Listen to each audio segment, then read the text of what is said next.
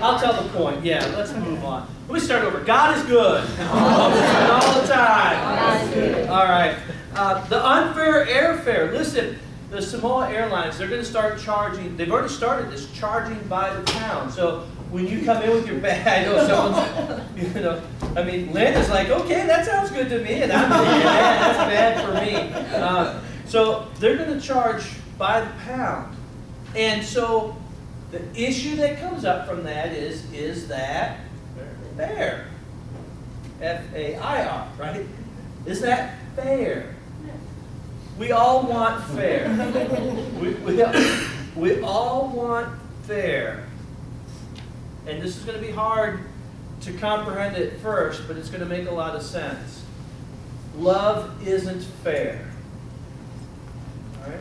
I want fair. You want fair. We tell each other the loving thing to do is to be fair. Love isn't fair because love goes beyond the notion of what is fair. Love really seeks to elevate people not just to where they're at the same level as me, because it's really unloving to say, I'm here, but Matt, you're kind of here because you're still in college, right? And so someday when you graduate and you enter the real world like the rest of us, you'll inch a little bit closer here, right? It doesn't work that way. Love doesn't say, I'm here and you're here. Love says, we're like this, and really, Matt, you're here. Mike, you're here. I'm here, and I want to look at you, Callan, and I want to see you up here above me. I don't want to see you below me. I don't want to see equal. I want to elevate you above me. Open your Bibles to John chapter 13. We're going to look at the passage that Robin read earlier.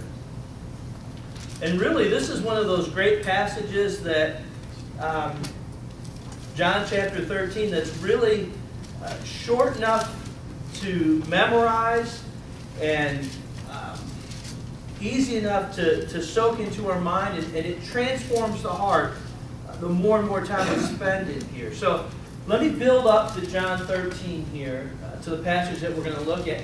And it's the night that Jesus is going to be betrayed. It's the night that he'll be arrested, and it's going to lead into the crucifixion scene. And so here they are, and John doesn't go into the same detail of the Lord's Supper that Matthew, Mark, and Luke do, where he'll say, this is my body, do this. But it's the night that they're sharing that feast together. And so what I want you to think, and I know I'm not a sports fan, but I want you to think Super Bowl halftime locker room. And Jesus is the coach, okay? And I know that's not always the best analogy, but you get that in your mind. What it's like when you're down 30-something to 3 and it's the Super Bowl and you've come this far and you get in the locker room and the coach is going to try to give you something to motivate you. So here's Jesus with the disciples, and you've got to ask yourself the question, what more could he want to teach them after this 3 or 3.5 years together? What more is it that they could absorb? What more is it that they would need? And so here he is. It's the halftime of the Super Bowl. It's the same thing as I think of it in this example of when you take your child to college, that first time. Your oldest child, oh, don't start crying, Carol, but that first time that you take that oldest child off to college, right? And you take them there, and you got the car all packed up, and you bought them a new toaster, a new microwave, a dorm fridge. You got them stocked up with ramen noodles, right? And you take them and you drop them off. What's that conversation like that you had with them? Because now you're racking your mind. All the things I hadn't told you growing up that I need to tell you. Or think when your first child gets married. And it's that time when everyone is being seated in the church and you're back in that room and you're with that child and you're like... And so here's Jesus and he's with the group. What is it that he wants to tell them to prepare them as they transition for this time where he'll be going away and the Spirit will be coming in? Jesus says in John 13:34, a new commandment I give you, that you love one another even as I have loved you, that you also love one another. Very carefully look at verse 35. By this, he's talking about this style of love. By this all men will know that you are my disciples if you have love one for another. It's really interesting that we can go several places in the world. Starbucks. You could go into Starbucks, and everybody that goes into Starbucks always orders the same cup of coffee, right? And you have to be a member at Starbucks, right? No? Oh, wait, so you can go into Starbucks, and you can order, I like to get what's called a black eye, and it's whatever their dark coffee is with a couple of shots of espresso. But every once in a while, I live on the wild side. And I'll order a mocha with whole milk and 4 shots. It's amazing. We can go into places in the world that you're not expected to do everything the same way, to see it the same way, to do it the same way, but yet you can come in. And Zach at Starbucks, he can tell you, when you walk in, one of the things they're trained to do is to know the customer by name and what their drink is. That's part of the catch. That's why people will pay $5 for a cup of coffee, right? We go to Starbucks and we can find acceptance. We can have our own preferences. We can have our own way to do things, and we're welcomed in, and we have a sense of community. It's also sad, though. I can remember back to my former days before becoming a Christian, and I can remember what it was like to go to the bar and to go in and find people that liked me and accepted me with all my warts and all my baggage. And, hey, come on in, Cottontail. Come on in, Cotton Balls. Come on in, Cotton Candy. My last name's Cotton Candy. Yeah. So, yeah, you're wondering, where's come on in, yeah, and sit down, and no judgment. Nothing conditional. Jesus says, you know what? Here's how everyone is going to really know you're my disciples. When you have this authentic love for one another. And he says, I give you a new commandment. And you're saying, commandment? Wow, that sounds like a lot more rules. I thought Jesus wasn't all about rules. Is it really a commandment that's rules, or is this about redemption? Think of how diverse the group is that Jesus has collected around him. He's got Simon the Zealot. Zealots did what? They killed people. They were like back alley mafia guys. You've got Levi, who's Matthew, and he's what? He's a tax collector. Zealots killed tax collectors. Simon Peter's a fisherman. Every time he comes into the dock with his fish, he's got to square up with who? The tax collector. So poor Levi, he is the odd man out in all this. Yet he gathers them together and builds his church with this diverse group. Think of the strife that those guys had along the way.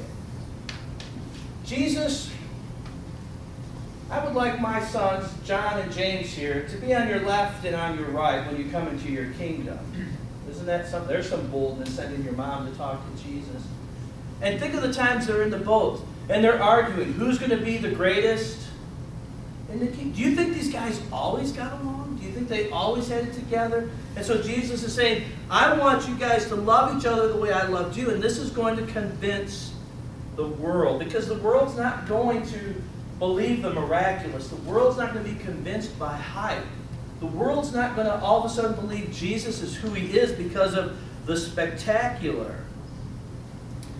Think of the temptations in the wilderness before Jesus begins his ministry. And Satan says to him, if you really are the Son of God, turn these stones into... If you're really Son of God, take yourself up here from the pinnacle of the temple and throw yourself down, right? Oh, all the people will see and they'll believe. Or think fast forward 3.5 years, and Jesus is hanging on the cross, and he's standing there, and they're heckling him. Whoa, he could save others, but he can't save himself. Jesus, come on down from the cross, and then we'll believe that you're really the Messiah. Jesus says those things won't convince. What will convince the world will be our love for one another. Really quickly, here's why love is so much more convincing than the miraculous, the spectacular, all of those other things. Worldly love is conditional. I can love you if. Jesus is saying, I want you to have unconditional love.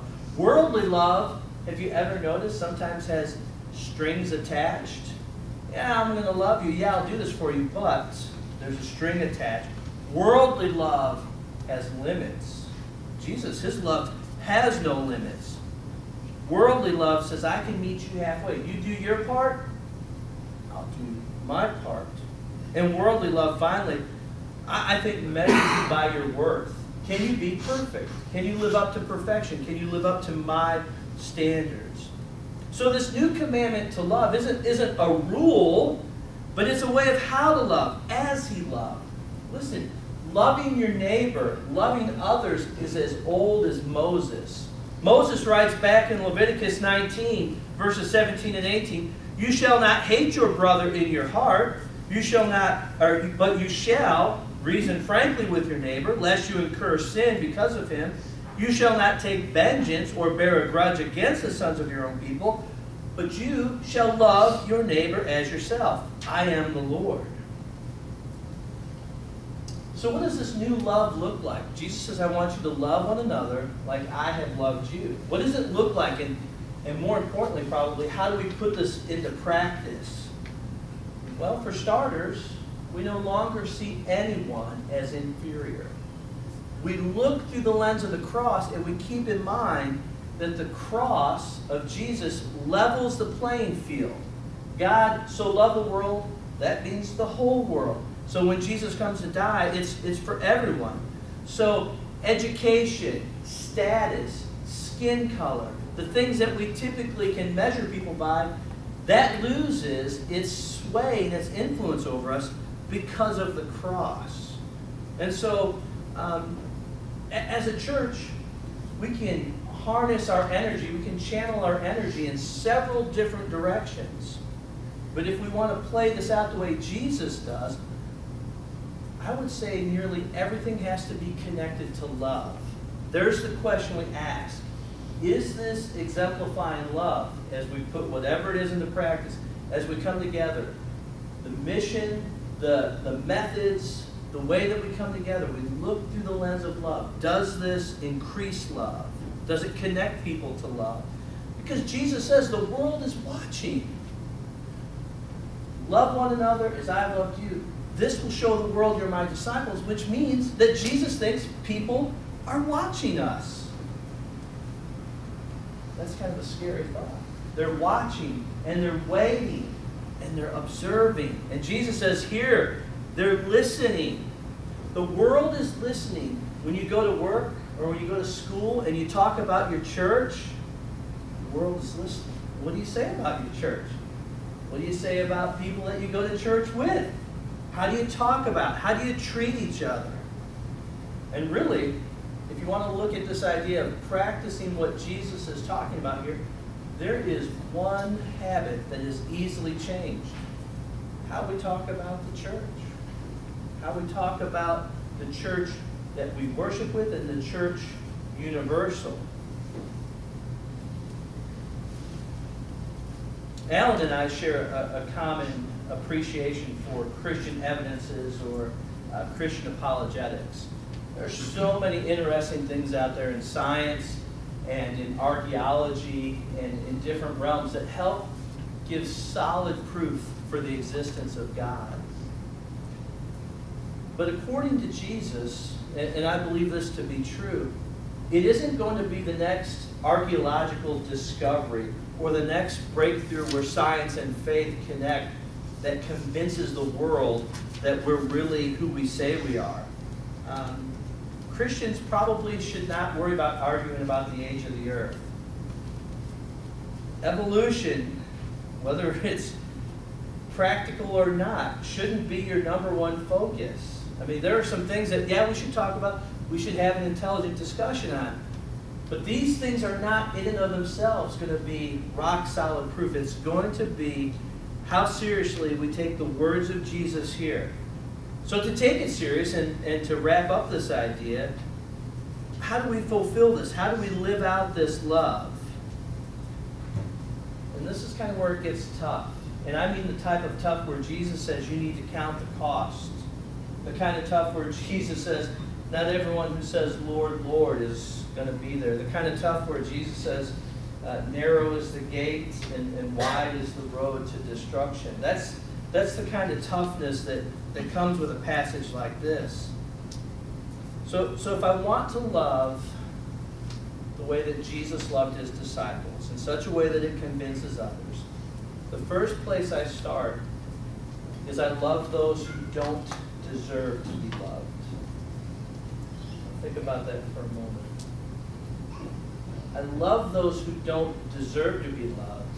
And that doesn't mean I look at someone and say, listen carefully, I love that person even though they haven't done anything for me. That's not loving people who don't deserve to be loved.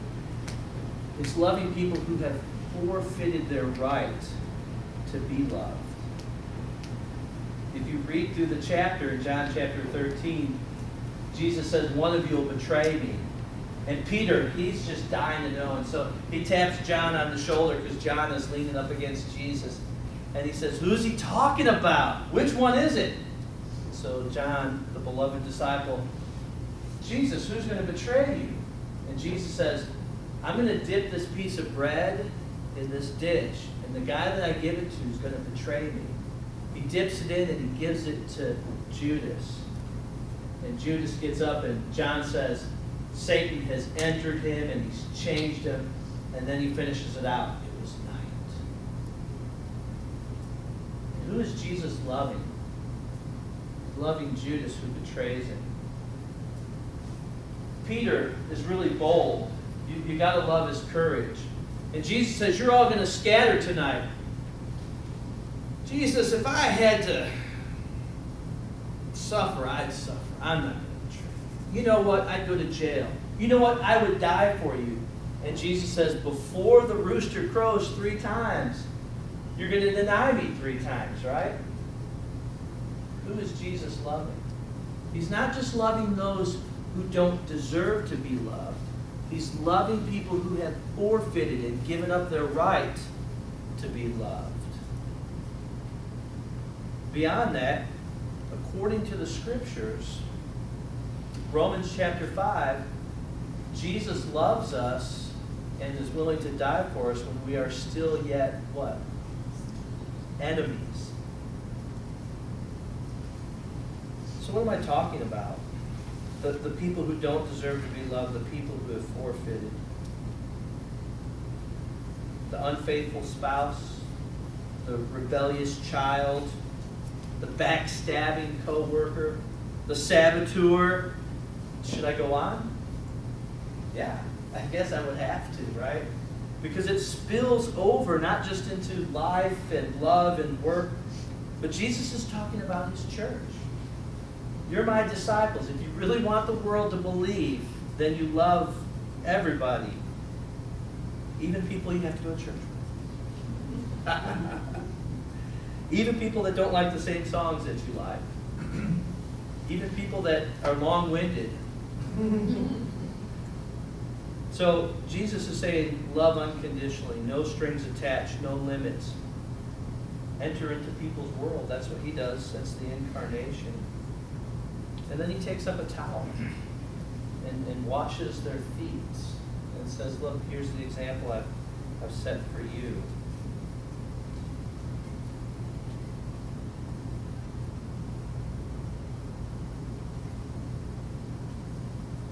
So if we really want people to believe we follow Jesus, we're gonna love all people. We're gonna love people who love Jesus, who don't always see things the same way that we see them. And we're going to serve each other. And we're going to love each other unconditionally. We're not going to see each other as equals. And we're not going to want what's fair. We're going to want what's beyond